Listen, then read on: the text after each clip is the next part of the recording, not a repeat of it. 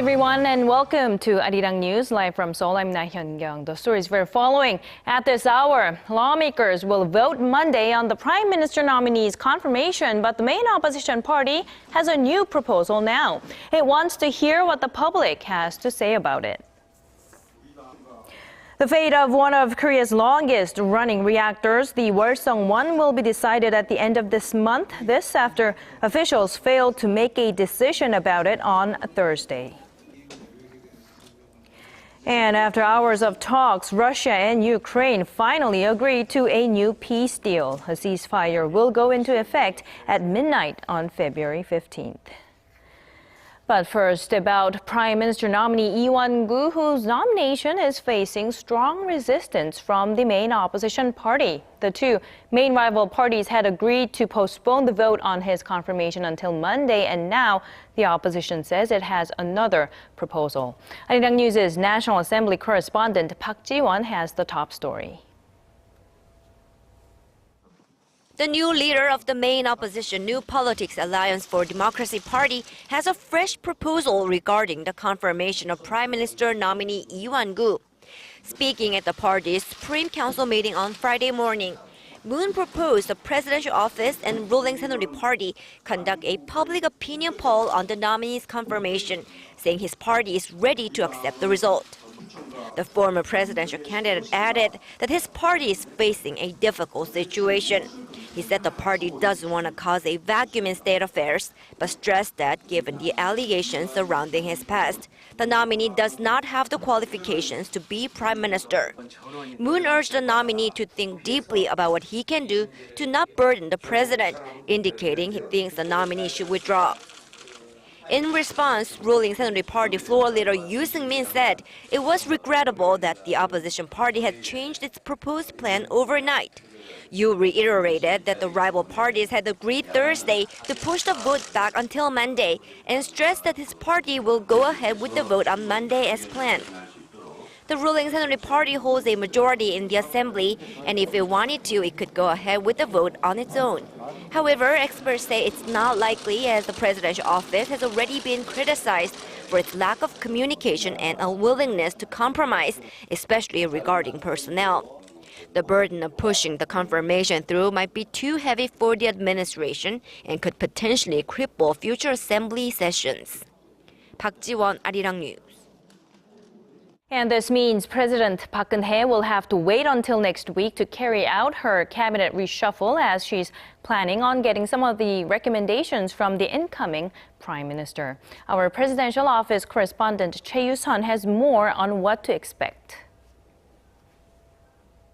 On Thursday, the spokesperson at the presidential office of Cheongwade said President Park stands by the principle of carrying out the reshuffles after the prime minister nominee is approved and recommends her cabinet. The National Assembly Speaker has said the parliament will vote on Prime Minister nominee Lee Wan-koo on Monday, with or without the opposition party present.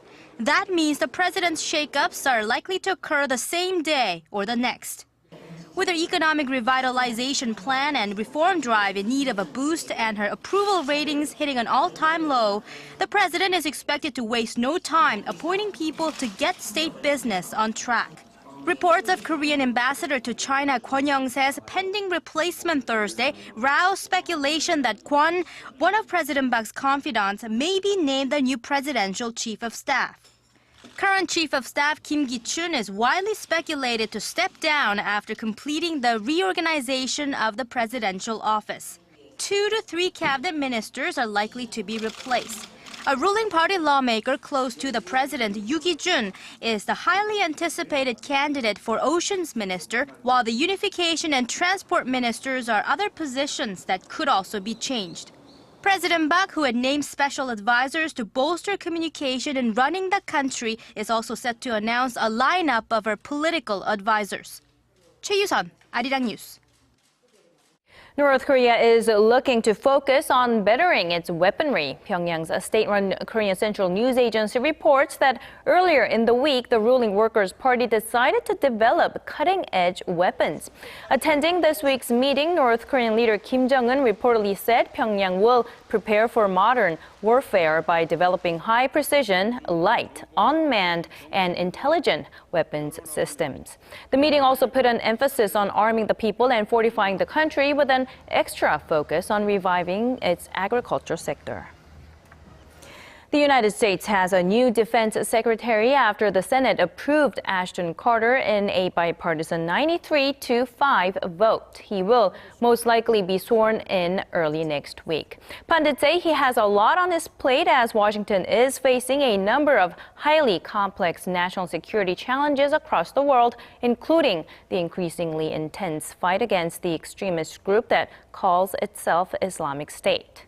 Carter, who had served as the Deputy Secretary of Defense between 2011 and 2013, will be replacing Chuck Hagel. Now, a much-anticipated agreement has been reached in Belarus. The leaders of Russia and Ukraine were able to agree on a ceasefire in conflict-hit eastern Ukraine. This was made possible, of course, with the help from Germany and France. Kim Min-ji reports. Peace talks aimed at ending the deadly fighting in eastern Ukraine have concluded with a breakthrough. A ceasefire is set to be implemented starting midnight on Friday 15th in parts of the Donetsk and Luhansk regions. The agreement was reached after a 16-hour talk between leaders of Russia, Ukraine, France, and Germany. It wasn't the very best night of my life, but the morning in my view was kind, because despite all of the difficulties in the process, we managed to agree on the main issues. I can say that everything was difficult, and in fact various unacceptable conditions were put to us, conditions of retreat, of surrender. The specifics will now need to be ironed out, but the deal also calls for Ukrainian forces and pro-Russian rebels to withdraw their heavy weapons from the front lines to create a buffer zone of 50 kilometers. It also calls for constitutional reform to grant eastern Ukraine more autonomy. Now the question is, will the ceasefire hold, as the summit talks came amid bloody clashes between the Ukrainian army and rebels? But if it does, it will bring an end to the 10-month conflict that has claimed more than 5,000 lives. German Chancellor Angela Merkel said the European Union could impose further sanctions should the deal fail to be fully implemented. A ceasefire in September fell apart within days as both sides tried to expand their areas of control.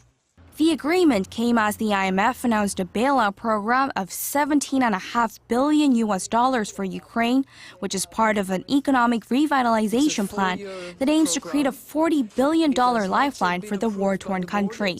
The World Bank will also provide $2 billion of that package. Kim Min-ji, ARIRANG News.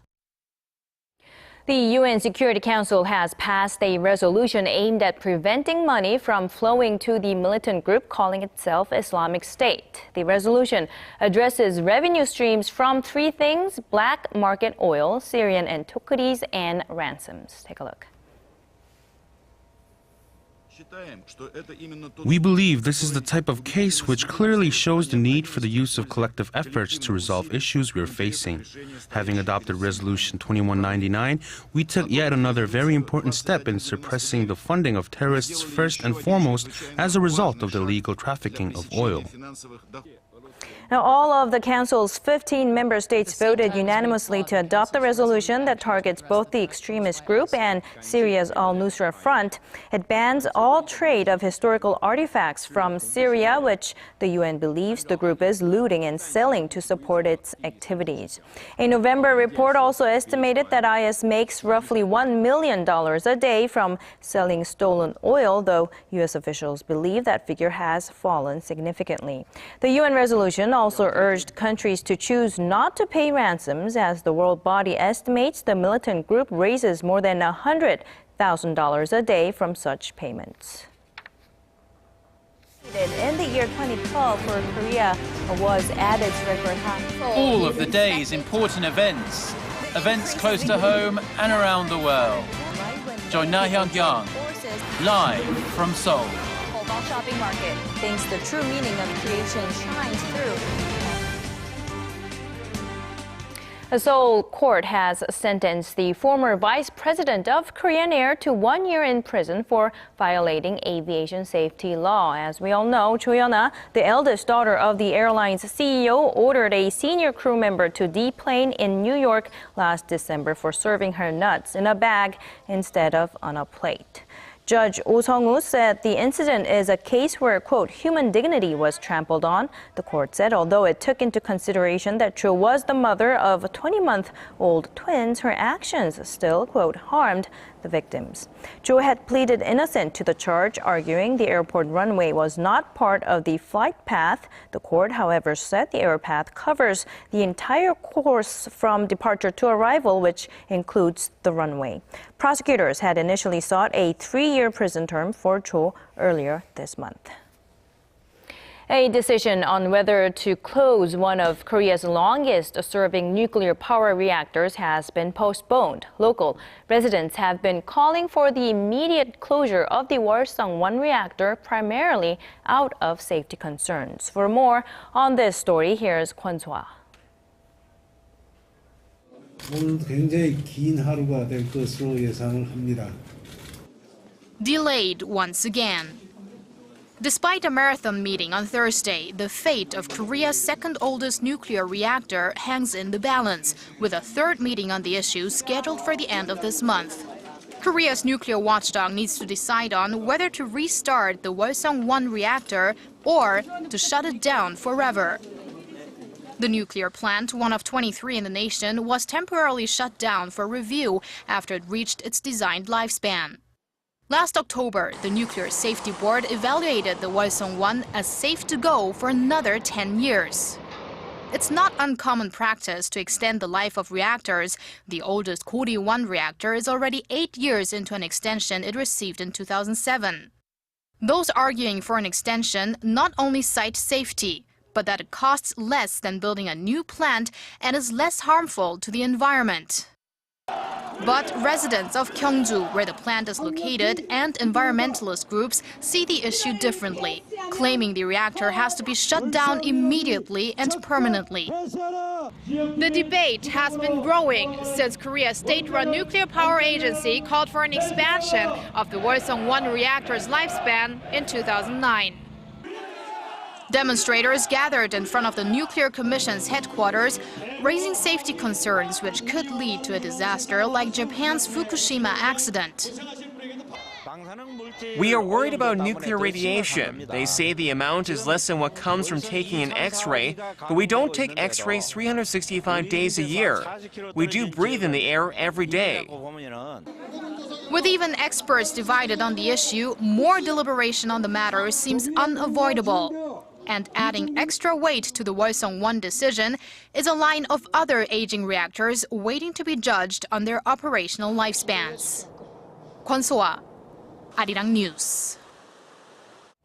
The government is looking to give the nation's infrastructure-focused construction companies the best shot at cracking markets overseas. Korea's Land and Infrastructure Ministry signed an agreement with various public agencies, including the Korea Investment Corporation, on Friday that will see the creation of a joint council. This team will be in charge of researching the investment environments of various overseas markets and identifying new business opportunities. Once identified, either the KIC will invest in those business plans or public agencies will take part in the projects as facility operators.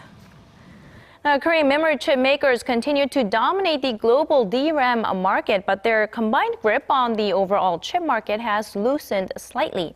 Market tracker DRAM Exchange says their combined market share was slightly over 74% during the September to December period, down 4 percentage points from the previous quarter. Samsung Electronics market share dropped more than 5 percentage points from the previous quarter to just over 46%. SK Hynix increased its share by 0.4 percentage points during the same period to 28%.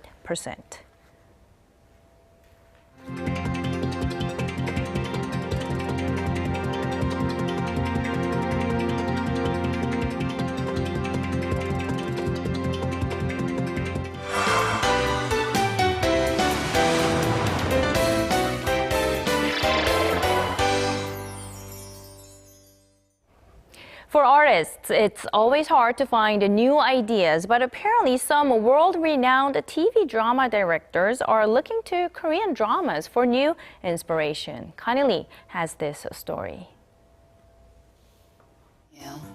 It's one of the major cultural exports pumped out of Korea. Korean TV shows, more simply known as K-dramas, are becoming a source of inspiration for TV producers outside of the country. I really believe that Korea is the next frontier. The next frontier? That's why I'm here. One of the reasons we came is we've already optioned a number of formats, Korean formats. Marty Alderstein, a top producer of the popular American TV series Prison Break and Last Man Standing, is now in Seoul, and he's on the lookout. At the Content Insight seminar hosted by the Korea Creative Content Agency, he and other industry leaders spoke on what really makes for good TV. What people want to watch are characters and storytelling. One of the Israeli channels told me that Korean soap operas sell really well in Israel, and that sort of piqued my interest. I couldn't figure out why, and then I understood because of the strong storylines and the attractiveness of the people, and they sell very well around the world. Exports of Korean TV content have been steadily increasing in recent years, with about 24 countries on the receiving end. And now there looks to be greater potential for continued growth, with more show producers looking abroad for the best story ideas. It's happening all the time right now. It's kind of all the rage. John David Coles, who directed hit shows like Sex and the City and most currently House of Cards, credits his own success to strong storylines that are culturally transcendent. Because at the heart, there's a simple, strong premise. That's a story, really, not a complicated plot. Connie Lee, ARIRANG News. It's not every day that we see indie films that are big hits here in Korea. Some say it's simply because they have lower profiles than blockbusters, but others point out that it's because they face unfair distribution challenges. Our film critic Piers Conran joins us today to tell us more. Good afternoon, Piers. Good afternoon. So let's start with where we are now. How are Korea's indie films faring these days? Well, I suppose you can look at that coin on two sides. On the one hand, from a quality perspective, it's doing very well. Lots of great films are being made. A lot of new voices are coming up that are exploring a lot of interesting social subjects, and these films are doing quite well on the international festival circuit. But from a business perspective, it's quite different. These films are struggling at the box office, and there are a lot of people worried that these kind of monopolistic practices from the main studios, which is kind of this vertically integrated industry, is creating massive obstacles for indie fare. So that's the reality that Korea's indie filmmakers are facing these days. But before we delve deeper into that topic, let's first talk about some of the movies that we can look forward to. Absolutely. Well, the first one actually is one that came out yesterday. It's called A Matter of Interpretation. It's one of my favorite films from last year. I saw it at the Busan International Film Festival. And it's from director Lee Wan-koo. It's a second film. He was a former assistant director for Hong Sang-soo. His first one was Romance Joe, another wonderful film. It deals with an actress who suddenly walks out of rehearsal one day, and she ends up on a bench, and she starts talking to an off-duty detective, and they talk about kind of their dreams. And the movie kind of revolves around three characters. It kind of jumps through space and time, and kind of deals with a lot of this kind of a dream logic. And while that might seem a little complicated, it's actually just a really fun film, you know, and it kind of tickles the brain as well. But it's a real treat, and I highly recommend people to seek it out. So the main actress, I don't think I recognize her, but I recognize Yoo Jun-sang. Yes, yeah, Shin Dong-mi is in it. She's been in quite a few things, but she's maybe not that well known. Yoo Jun-sang, of course, is a well-known name. All right, so I know you didn't come with just one film, so what else do you have for us? Sure. Well, later this month, on the 26th, there will be a pair of interesting films coming out. One of them is Gihwa, which is actually quite a small little indie. It hasn't screened at a festival or anything, and it's about a father who tries to reconnect with his son who has just been released from jail. And so it's kind of a road trip kind of family drama comedy, and it's quite good. But honestly, the one film to really look out for is called The Avian Kind, another one of my absolute favorites from last year. Yeah, it was from the Jeonju Film Festival last year. In fact, it was also a film that was commissioned by the festival. So this is from director Shin Yeon-sik. He's made a few other films like The Russian Novel and Rough Play. And this film, it's a beautiful mystery that takes place mostly in the mountains. It's about a man who goes searching for his wife who has been missing for 15 years. Wow. And she left to go to become a bird, of all things. And that's, again, that sounds quite strange, but within the kind of the unique poetry of the film, it makes complete sense. And so it's a beautiful film with great performances and really terrific cinematography, and another must for film fans. So many film festivals are major sites for some of the indie films to screen. So we know that the Berlin Film Festival is currently underway, although it's more towards the end now. So any Korean films screening there this year? Absolutely. As with every year, there's always a good number of Korean films in Berlin. And this year, the most prominent one is actually Ode to My Father, which is a massive blockbuster. Yeah, it's a bit of a surprise that they had it there. But beyond that, there's the film End of Winter, another film from Busan, which is actually a graduate feature from the Dankook University. It's a very understated family drama, and it's really kind of a sign of a good director in the future. So that was screening in the forum section, and that's really quite good. We also have the documentary on omnivorous family's dilemma, which deals with a woman who kind of grapples with her own. She's becoming a vegetarian and is trying to kind of get her family to be interested in that as well. It's a very personal documentary that premiered at Jeonju last year. Then there's the very experimental film Cancelled Faces, which is actually from a Israeli director, and it's a German-Korean co-production but shot in Korea. And then perhaps the big one is Revivre, which is the 102nd film by the legendary filmmaker Im Kwon-taek. And this film is already screened extensively, but it has yet to find a Korean release, but I'm sure that'll come soon. So we've talked about a couple of, or several films. Do you have any more? Or yes, upcoming films. Next month we have Social Phobia, from another graduate film from the Korean Academy of Film Arts this time. A very interesting film about kind of the use of online communication. I was quite a fan of it. And one that I really, really like, though we don't know when it'll come out, is A Midsummer's Fantasia, which is from Jang Kwon-jae, a filmmaker who I think is absolutely terrific. And that was also a Busan film. You hear a lot about Busan, of course, talking about Korean indies. And one other film I'm quite looking forward to is Madonna, the new film by Shin Soo-won, who is the director of Pluto. So that's another film we don't know when that'll appear, but I'll be looking forward to it. For some reason it sounds familiar, Madonna. I feel like we've talked about it before. Or maybe I'm being wrong here. No, I'm not sure. It's quite possible. It's certainly something that's been on my radar. But yeah, it's definitely something to look out for. Okay. So let's go back to the issue of this distribution challenges that the indie filmmakers in Korea are facing. What's your view on this issue? Well, this is something that kind of does kind of upset me quite a bit. What we have in Korea is a system called vertical integration, and what that means is that companies control both the production, the production, distribution, and the exhibition of their films. So they have this kind of monopolistic, kind of integrated system, as it were. This is something that used to happen in Hollywood, but it was abolished in the 1940s after something called the Production Code came into place.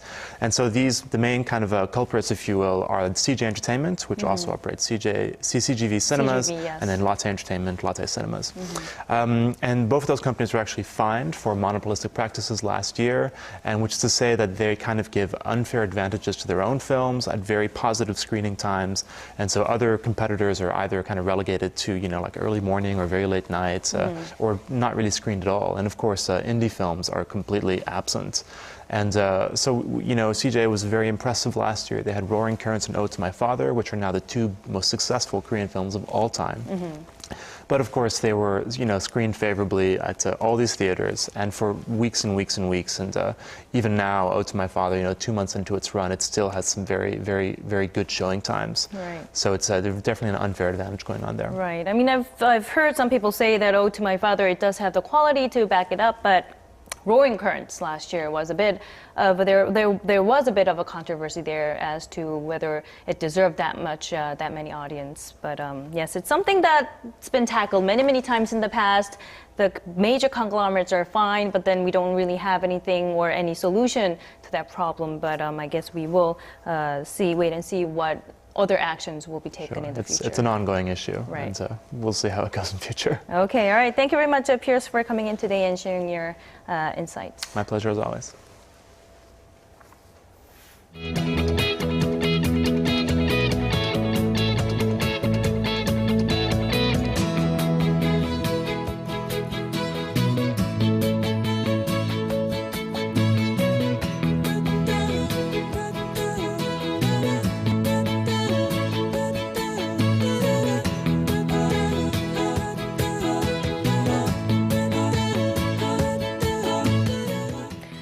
right, that's a wrap from us at this hour. I'm Na Hyun-kyung in Seoul. I'll be back with all of that and more at 4 p.m. Korea time.